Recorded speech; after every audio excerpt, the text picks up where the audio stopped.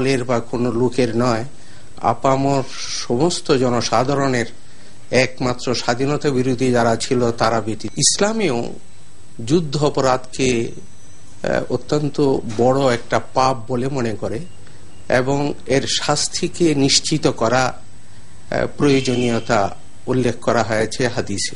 আমাদের দেশে বর্তমানে যারা যুদ্ধ অপরাধের বিচার হচ্ছে তারা এবং তাদের যে পার্টি জামাত ইসলামী বাংলাদেশের স্বাধীনতার সময়ে এমন কোনো অপরাধ নাই যা তারা করেনি এবং অপরাধীদের সহায়তা করেছে, নিজেরাও বহু অপরাধে শরিক ছিল। খুনের ক্ষেত্রে, ধর্ষণের ক্ষেত্রে, জ্বালাও পোড়াওর ক্ষেত্রে, যা ইসলামের দৃষ্টিতে যুদ্ধ অপরাধ। শুধু যুদ্ধ অপরাধ নয়, সকল অপরাধের ক্ষেত্রে কোরআনে কারিমে বলা হয়েছে বিচারকদেরকে উদ্দেশ্য করে, দেখো অপরাধীর যখন অপরাধ প্রমাণিত হয়ে যায় এরপরে তাদের বিষয়ে যেন তোমাদেরকে কোনো অনুকম্পা বা নমনীয়তায় না পায়। কারণ অপরাধীর শাস্তি হওয়া এবং শাস্তি নিশ্চিত হওয়া এটা অত্যন্ত সমাজের শৃঙ্খলার জন্য এটা অত্যন্ত প্রয়োজনীয় বিষয়। সুতরাং ইসলামের দৃষ্টিতে যুদ্ধ অপরাধের শাস্তি হওয়াটা অত্যন্ত অত্যাবশ্যকীয় এবং জরুরি বিষয়।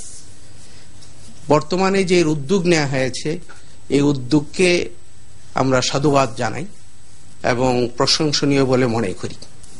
তবে এই বিষয়টিকে বানচাল করার জন্য যুদ্ধ অপরাধীরা এবং তাদের সহযোগী শক্তিরা যারা স্বাধীনতার বিরুদ্ধে ছিল এরা অত্যন্ত তৎপর হয়ে উঠেছে এবং দেশে দেশের বাইরে নানাভাবে তারা চক্রান্ত চালিয়ে যাচ্ছে।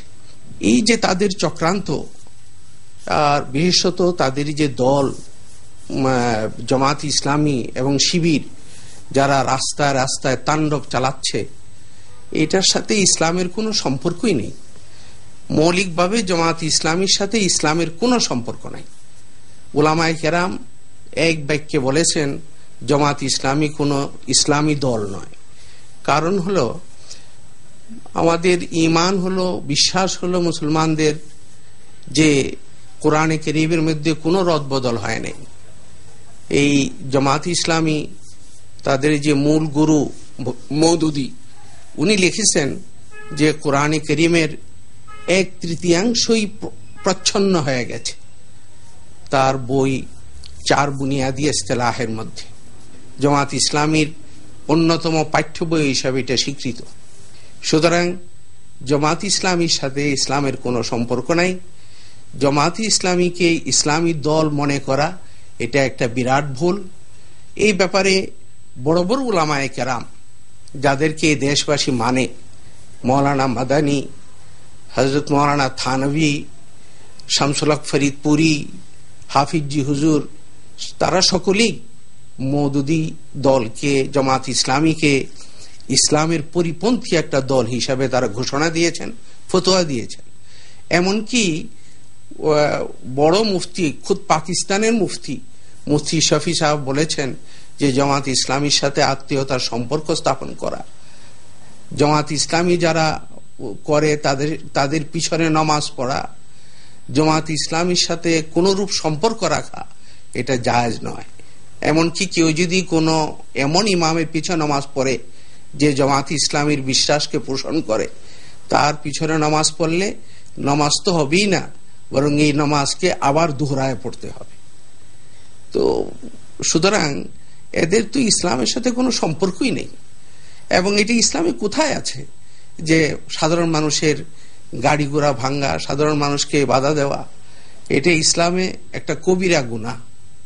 সুতরাং আমি আহ্বান জানাবো যে জামাত ইসলামীর যে সমস্ত ভাই বুঝতে না পেরে তাদের দল করছেন, তাদেরকে যে ইসলাম মনে করে করছেন, তাদেরকে এই বিষয়ে সতর্ক হয়ে তওবা করে খাঁটি ইসলামের দিকে, রাসূল করিম সাল্লাল্লাহু আলাইহি সাল্লাম এবং সাহাবায়ে কেরাম যে ইসলামের প্রতিষ্ঠা করেছিলেন এই দিকে তাদেরকে ফিরে আসার আমি আহ্বান জানাবো। এবং জামাত ইসলামী নিষিদ্ধ করা, তাদের রাজনীতি নিষিদ্ধ করা এই দেশের মানুষের প্রাণের দাবি।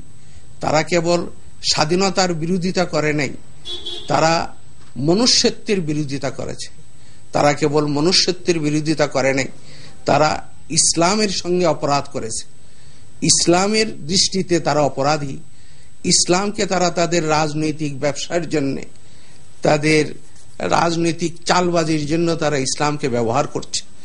এই অপরাধেও তাদের ফাঁসি হওয়া উচিত। স্বাধীনতার যুদ্ধের সময় তারা যে অপরাধ করেছে, এই অপরাধ আন্তর্জাতিক আইনেও যুদ্ধ অপরাধ বলে গণ্য এবং ইসলামের দৃষ্টিতেও যুদ্ধ অপরাধ বলে গণ্য। সুতরাং তারা যে অপরাধ করেছিল এর শাস্তি হওয়া অবশ্যই দরকার। অনেকেই এই কথা বলে থাকেন যে এত বছর আগের একটা বিষয়, 40 বছর আগের, 41 বছর আগের, এখন কি করে বিচার হবে? ইসলামের দৃষ্টিতে কোনো বিচার তমাদি হয়ে যায় না।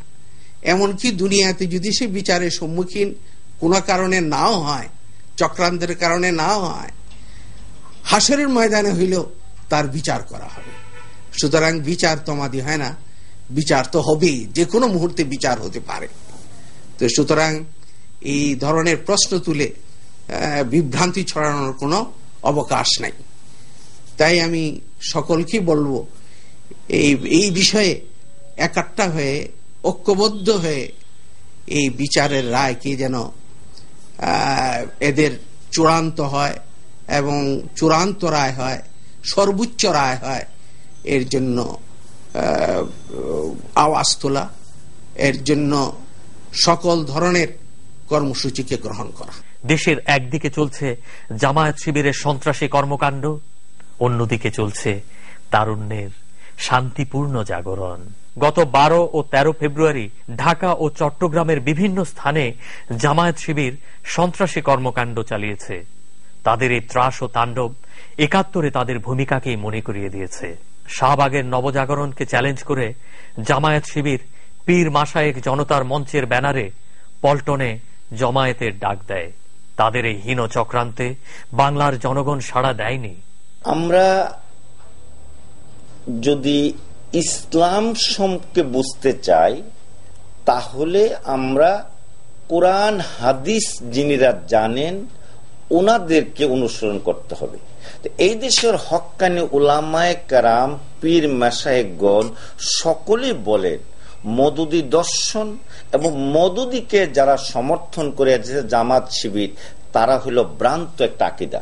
যেমন এই ক্ষেত্রে আমাদের প্রথমে জানতে হবে যে মওদুদি দর্শন যে এবং তারা বিশ্বাস যারা করে তারা যে ভ্রান্ত, এটা বোঝার জন্য মওদুদি সাহেব তার লেখনীতে কি বলেছে এটা প্রথমে দেখতে হবে।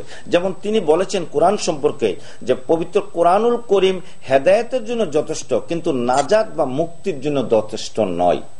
যাহা আল্লাহ তাআলার পক্ষ থেকে পরিপূর্ণ জীবন বিধান আসছেন, আর মওদুদি সাহেব বলেন এটা নাকি নাজাতের জন্য বা মুক্তির জন্য যথেষ্ট নয়, তাহলে তিনি কোরআনকে তো অস্বীকার করে ফেললেন। অপরদিকে এই ক্ষেত্রে আমরা দেখতে পাই যে আমাদের দেশের একজন হক্কানি আলেম, যেমন তাবলিগ জামাতের প্রতিষ্ঠাতা জনাব মাওলানা জাকারিয়া রহমতুল্লাহ, উনি বলেছেন আমার মতে মওদুদি সাহিত্যের সবচেয়ে মারাত্মক ও ভয়ঙ্কর দিক হল পবিত্র কোরআন শরীফকে তিনি মন গড়া ব্যাখ্যা করেছেন। অনুরূপ ভাবে সৈয়দ আল্লামা হুসাইন আহমেদ মাদানী রহমতুল্লাহ আলাইহি বলেছেন এ দল গুমরাহ ও পথভ্রষ্ট।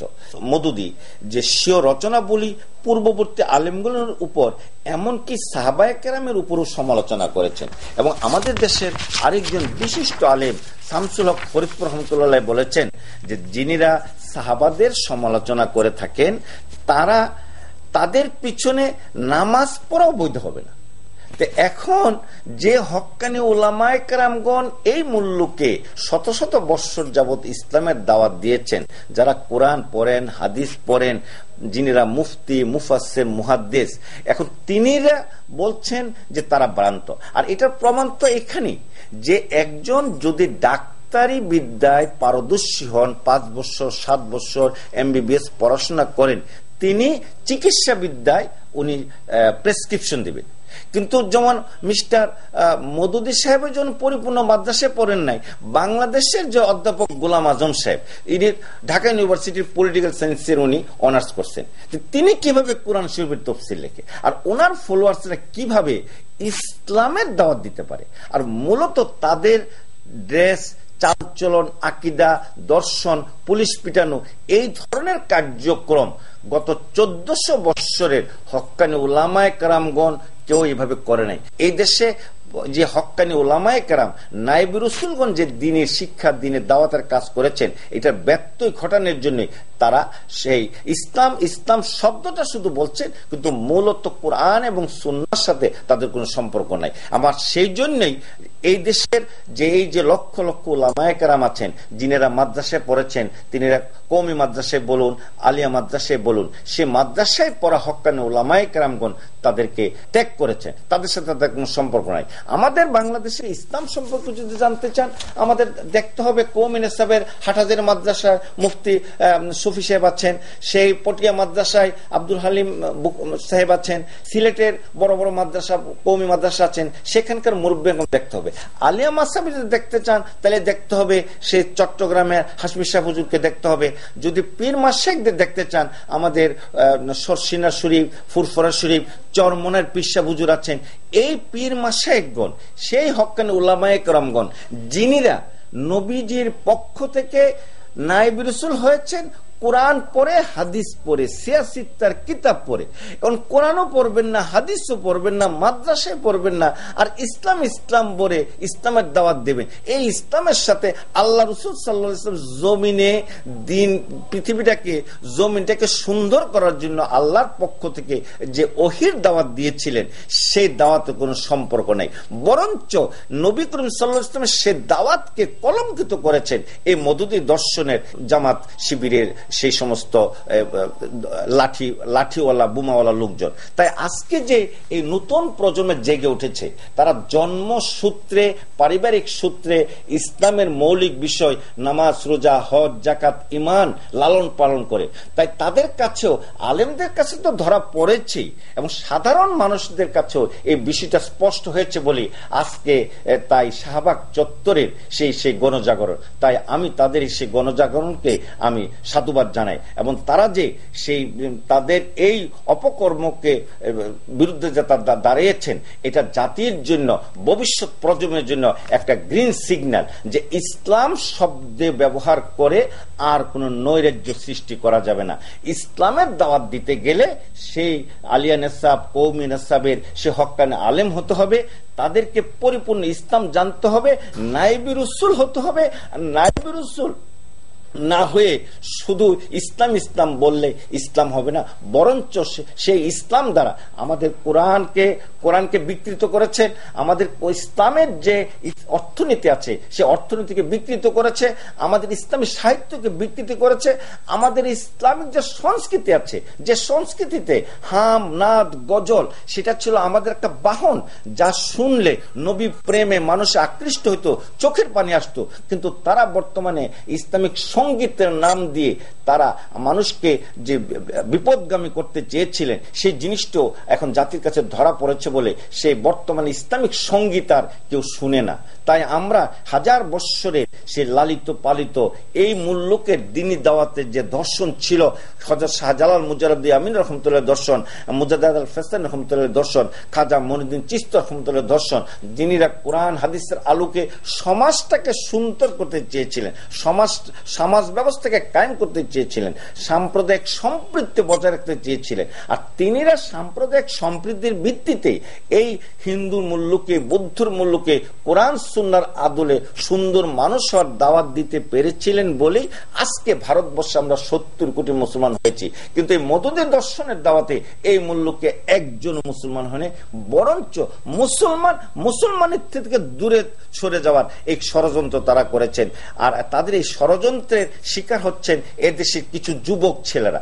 এই যুবক ছেলেদের বেশিরভাগ হইল আমরা যারা মধ্যবিত্ত ঘরের ছেলেরা ঢাকা শহরে আসি লেখাপড়া শিখতে, তাদের আমাদের অসচ্ছলতা থাকে, আমাদের এই আর্থিক অসচ্ছলতা থেকে তারা কাজে লাগে, তাদের এই অবৈধভাবে টাকা রুজি করে সেই তাদের যে ইসলামের নামে যে অবৈধ টাকা রুজি করছেন, সেই টাকা সেই সমস্ত ছেলেপেলেদেরকে দিয়ে তারা দলে ভিড়ে আমাদের সমাজটাকে কলুষিত করতে চাচ্ছে। সেই জন্য আজকে আমরা বলতে চাই, কোরআন সুন্নাহর প্রকৃত দাওয়াত যত বেশি হবে, আর এই সমস্ত মওদুদি জামাতি শিবিরি দর্শনের ছেলেপেলেরা জাতির কাছে নিগৃহীত হবে এবং জাতির কাছ থেকে তারা চিহ্নিত হবে। এবং সেই জন্য আমি আলেম সমাজকে আগায় আসার জন্য উদারত আহ্বান জানাচ্ছি, ভাই আগায় আসুন, দেশের সাথে জাতির সাথে নবীর সুন্নত কোরআন সুন্নাত দাওয়াতকে পরিপূর্ণতা করার জন্য আপনারা যদি মাঠে আগায় আসেন, তাহলে এই সমস্ত ফিতনাবাজদের থেকে দেশের মানুষ নিষ্কৃতি পাবে। যুদ্ধাপরাধীদের সর্বোচ্চ শাস্তির পক্ষে এখন দেশের সর্বস্তরের মানুষ।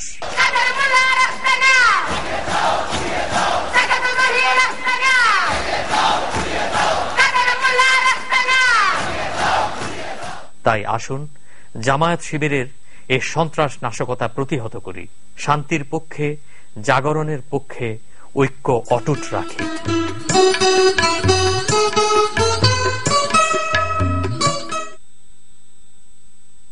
गर गर दिन